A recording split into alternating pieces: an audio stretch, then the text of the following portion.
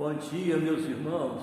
A graça e a paz do Senhor Jesus estejam conosco, os nossos lares, a nossa igreja, em mais este domingo, dia da nossa escola dominical, onde temos estudado a palavra de Deus, dando assim uma lembrada sobre a sua sequência, procurando conhecer mais e melhor os propósitos de Deus para as nossas vidas, para vivermos bem, para a sua honra e para a sua glória. Vimos o Velho Testamento, estamos agora relembrando o Novo Testamento, já vimos os Evangelhos e agora estamos estudando o início da igreja, a igreja primitiva, através do livro de Atos dos Apóstolos e das cartas, das epístolas às igrejas, reconhecendo nos mesmos a revelação especial, registrada, escrita, da direção de Deus, da palavra de Deus para a sua igreja. E conforme o nosso estudo no livro de Atos, nós vimos domingo passado a respeito da presença da igreja em Jerusalém, dos capítulos 1 a 7, nós vimos ali o nascimento especial da igreja na festa do Pentecostes, através da descida do Espírito Santo, para de uma forma especial estar na sua condução, e diversos desenvolvimentos deste momento, da igreja em Jerusalém. E agora nós vamos ver dos capítulos 8 até o 13, ou o final, o 12, a dispersão, a saída dos discípulos de Jerusalém, alcançando outros estados de Israel, outras regiões. E nós lembramos, conforme o capítulo 8, versículo 1, da perseguição após a morte do diácono Estevão, que forçou-os a esta saída já orientada, conforme capítulo 1, versículo 8, recebereis poder ao descer sobre vós o Espírito Santo e sereis minhas testemunhas, tanto em Jerusalém, como em toda a Judéia, Samaria e até os confins da terra. E no capítulo 8, versículo 1, naquele dia levantou-se grande perseguição contra a igreja em Jerusalém, e todos, exceto os apóstolos, foram dispersos pelas regiões da Judéia e de Samaria. Então, o ninho é desfeito, os filhotes, conforme são lançados para fora para aprenderem a voar, a buscarem o sustento para a sobrevivência, e os discípulos agora também são jogados, são colocados para além de Jerusalém. E nós assim encontramos, meus queridos, os desafios que, como igreja do Senhor, eles enfrentam, como neste capítulo 8, chegando em Samaria, estado vizinho à Judéia, eles se defrontam com Simão, também conhecido como mágico, supersticioso, que trabalhava de uma forma a aproveitar das pessoas, que, sendo alcançado através de Filipe e vendo a sua dinâmica, o poder do Espírito sobre a sua vida, ele quer angariar através de dinheiro esse mesmo recurso. Nos dizem os versículos 18 e 19, vendo, porém, Simão, que pelo fato de imporem os apóstolos as mãos, era concedido o Espírito Santo, ofereceu-lhes dinheiro, propondo concedei-me também a mim este poder, para que aquele sobre quem eu impuser as mãos receba o Espírito Santo. Assim, a igreja vai se deparando com essas lutas, né? Este personagem que chega até a ser batizado, mas num intuito pessoal, egoísta, de se beneficiar através da obra de Deus, sendo severamente exortado pelos servos do Senhor. Encontramos ainda neste capítulo 8 a história conhecida do diácono Filipe e do eunuco, onde o grande obstáculo é a falta de conhecimento da palavra de Deus, quando este, conforme aí os versículos 30 e 31, correndo Filipe, ouviu ler o profeta Isaías e perguntou: compreendes o que vens lendo? E ele respondeu: como poderei entender se alguém não me explicar? E convidou a Filipe a subir e a sentar-se junto a ele. E Filipe assim lhe prega o Evangelho. Assim Filipe, versículo 35, começando por esta passagem, Isaías, da Escritura, anunciou-lhe Jesus. É a igreja alcançando terreno, é a igreja avançando, mas encontrando aí as suas lutas, os obstáculos da superstição, da ignorância, da falta de conhecimento, ou como também no capítulo 9, tão conhecido, que nos narra a conversão de Saulo, quando o grande desafio tem a ver com as ameaças do mesmo. Versículo 1, capítulo 9, Saulo, respirando ainda ameaças e morte contra os discípulos do Senhor, dirigiu-se ao sumo sacerdote. Este grande desafio que também a igreja enfrenta na sua expansão, as ameaças, as perseguições, mas conforme nós conhecemos, ele se depara com o Senhor da igreja. Nos diz o versículo 4 que, caindo por terra, Saulo, ele ouviu uma voz que lhe dizia: Saulo, Saulo, por que me persegues? Ele perguntou: quem és tu, Senhor? E a resposta foi: eu sou Jesus, a quem tu persegues. Meus queridos, o desafio que muitas vezes se transformam também em grandes bênçãos através de Saulo, que se tornou o grande pregador da palavra de Deus, passando a se chamar Paulo. Assim, meus amados, nós continuamos e mesmo neste capítulo 9, nós nos deparamos com Pedro alcançando a cidade de Jope, ali próxima ao mar, e se depara com uma igreja vivendo um momento muito difícil, porque, versículo 36 do capítulo 9, havia em Jope uma discípula por nome Tabita, nome este que traduzido quer dizer Dorcas. Era notável pelas boas obras e esmolas que fazia. Mas, meus queridos, o grande desafio diante dessas notícias tão boas é que ela adoece e morre, e traz um sentimento muito forte de perda ali ao povo do Senhor.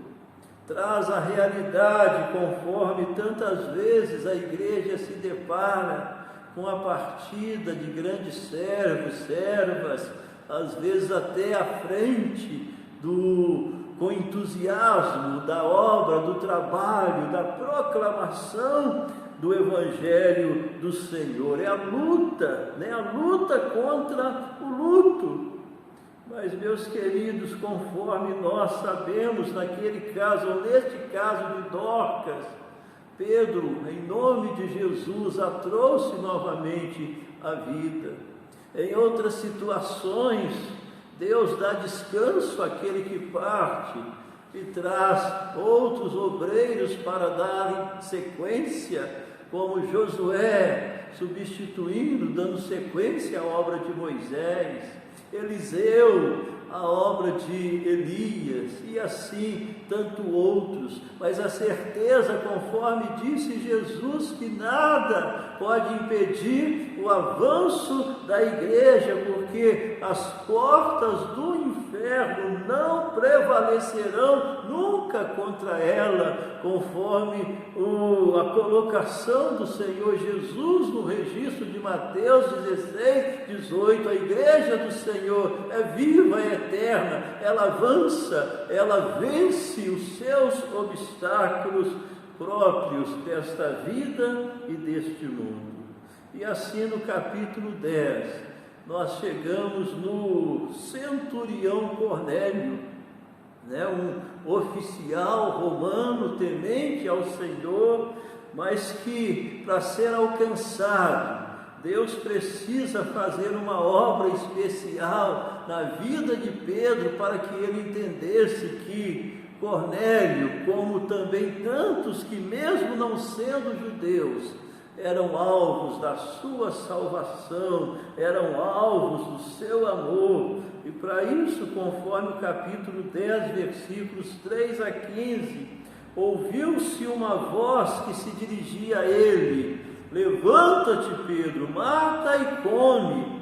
Mas Pedro replicou: de modo nenhum, Senhor, porque jamais comi coisa alguma comum e imunda. Segunda vez a voz lhe falou: ao que Deus purificou, não consideres comum.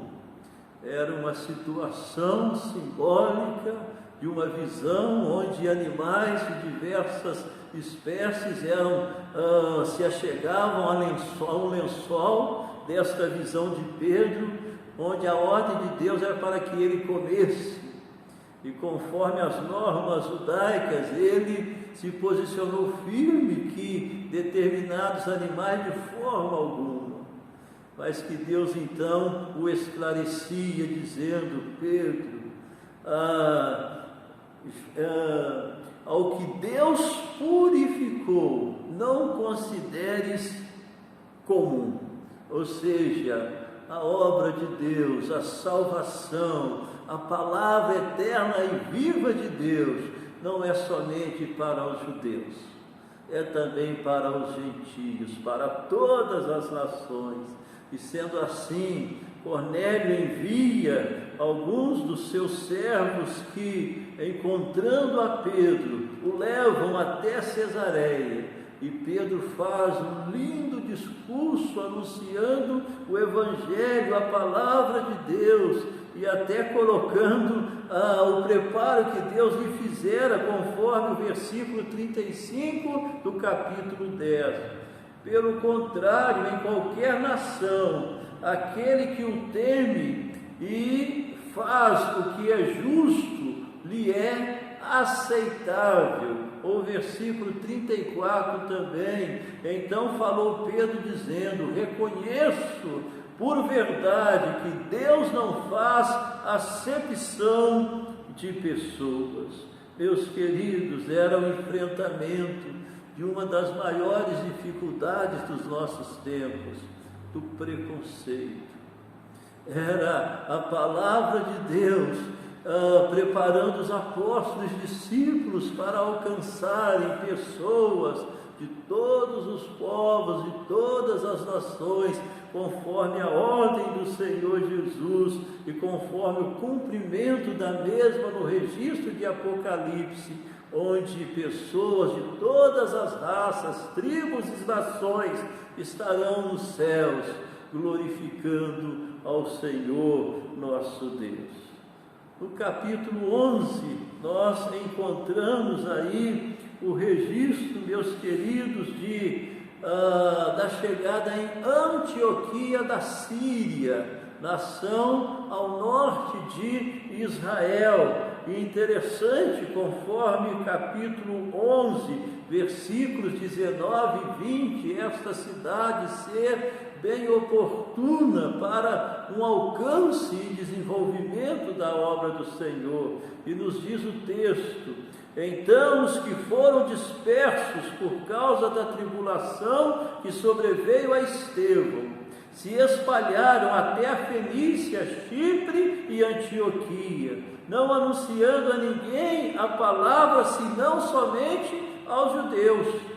Alguns deles, porém, que eram de Chipre e de Cirene, e que foram até Antioquia, falavam também aos gregos, anunciando-lhes o Evangelho do Senhor Jesus Cristo. E ali, meus queridos, portanto, a palavra de Deus é propagada.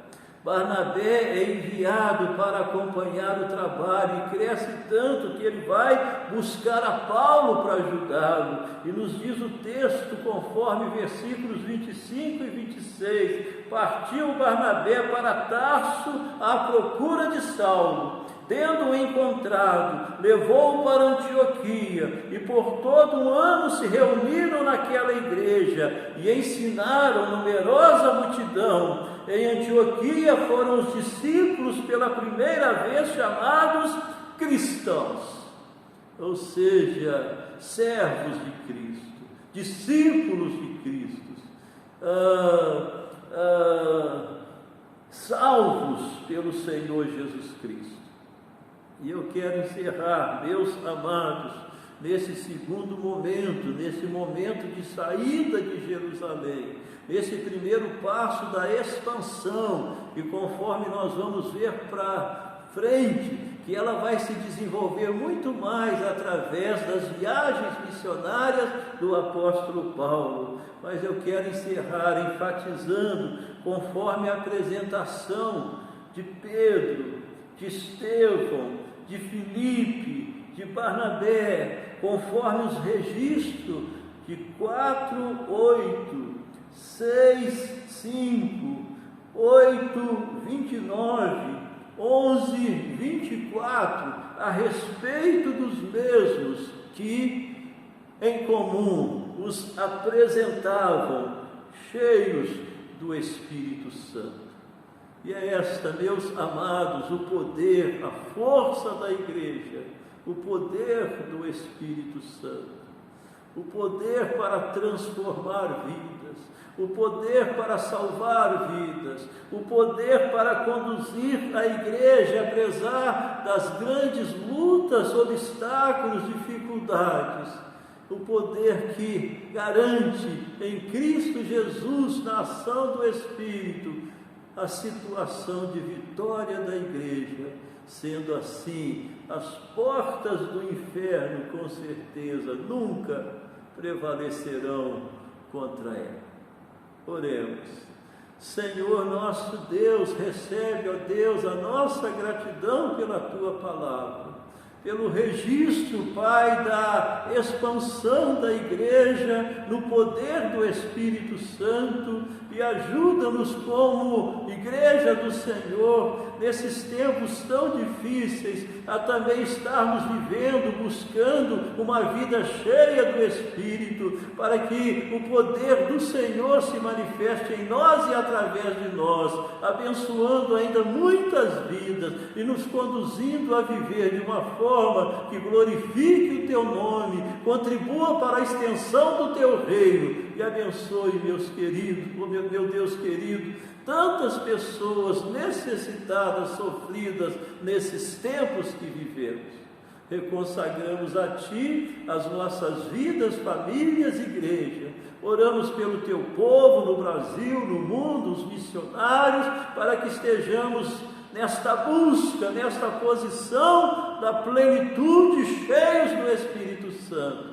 E pela, Senhor, misericórdia e graça do Senhor, a salvação, Pai, de tantos perdidos neste mundo. Muito agradecidos, oramos em nome de Jesus. Amém. Deus abençoe, um bom dia na paz do Senhor. Amém.